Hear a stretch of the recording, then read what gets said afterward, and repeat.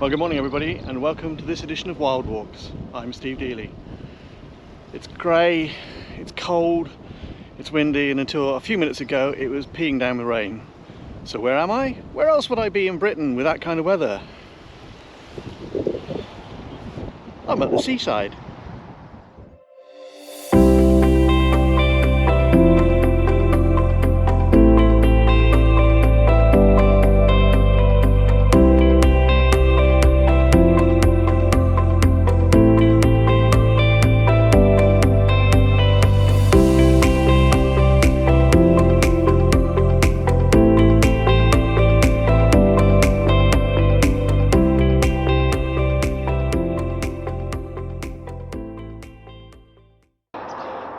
So today is a tale of two marshes.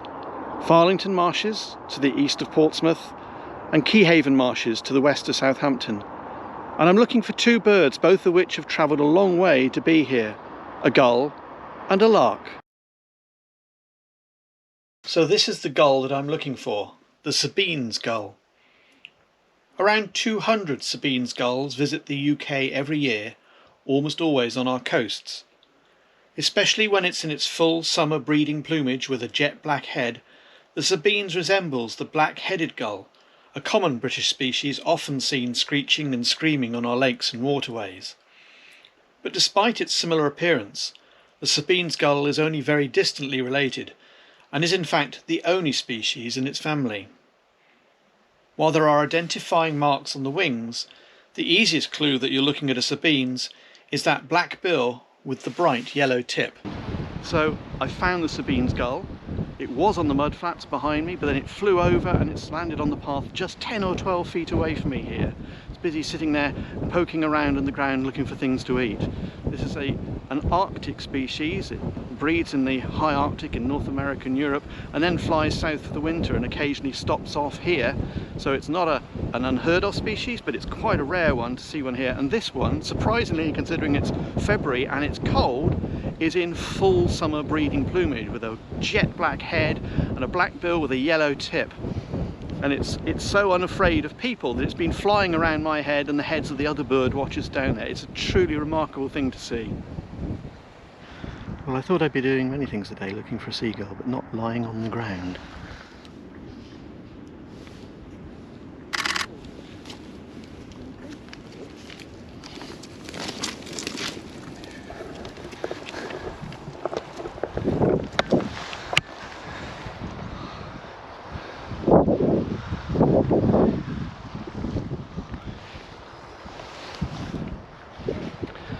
Well, it doesn't get much better than that.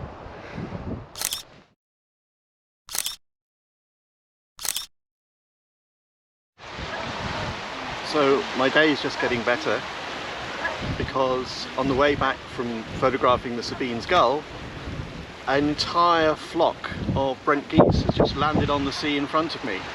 So hopefully I've got some good pictures of those as well.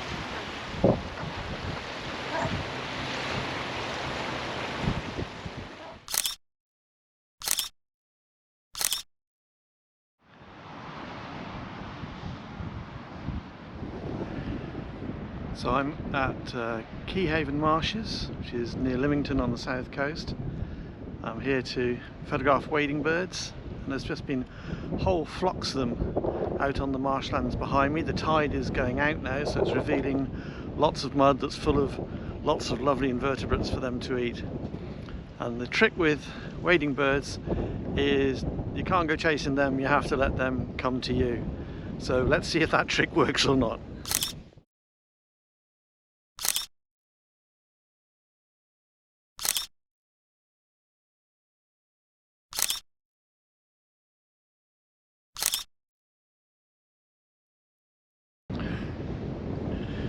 When people come to places like this, they will often say, well, there's nothing here really. But actually these salt marshes behind me are teeming with life. Out in the distance in the channel I can see little egrets and spotted redshanks fishing away. I've seen oyster catchers, I've seen curlew, I've seen turnstones, whole bunches of waders. There is said to be as much energy in a cubic metre of the mud behind me as there is in a typical chocolate bar, and it's exploited by all kinds of birds with different lengths of bill who can reach down into the mud and find the invertebrates and worms that are sitting down there. Even these plants beside me here that have the ability to survive the salt spray and the salt that rushes off the marsh. They've got succulent grey leaves to keep the moisture in and keep hold of the water that they have. They're home to lots of invertebrates and insects as well, and I've just watched a flock of linnet perching their way through looking for stuff to eat. So give a place like this a second glance next time you come to them, because there is an awful lot of stuff here that is well worth your time. So here on the seaward side of this big shingle bank, the whole place is littered with these things. This is a cuttlebone.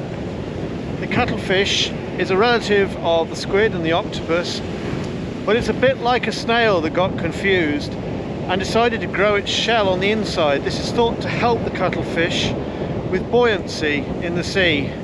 But of course, when the cuttlefish dies, this is quite a hard thing. It's made of calcium, and it just washes up on the shore. So on the shore here is absolutely littered with them. There's obviously been a storm at some point. Unfortunately, a lot of them are very small. It's a Didier version of the same thing, and unfortunately this means that there have been a lot of young cuttlefish killed just off the shore here, which is a real shame because they're a very good food source for lots of other animals.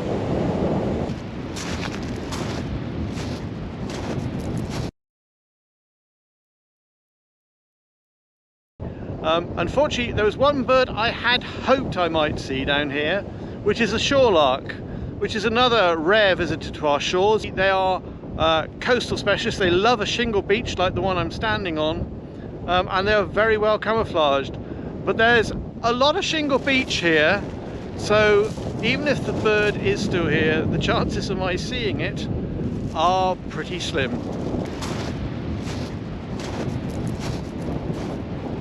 Thanks to a tip-off from somebody who's just walking this way, I must have walked right past the shorelark because it's on the grass behind me.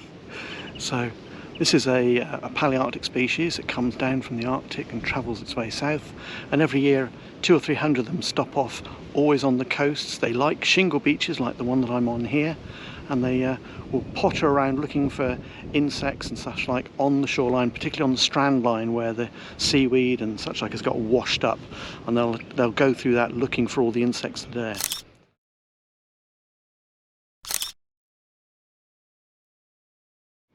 I have to say, I've had a wonderful day here. I've seen curlew and oystercatcher and turnstones and egrets and spotted redshanks and redshanks and a whole bunch of other stuff as well. It's been an absolutely wonderful day. So the next time you come to a place like this, take a good look around because there's plenty of wildlife here. Thanks for watching. This is Steve Dealey. This is Wild Walks. See you again soon. Bye for now.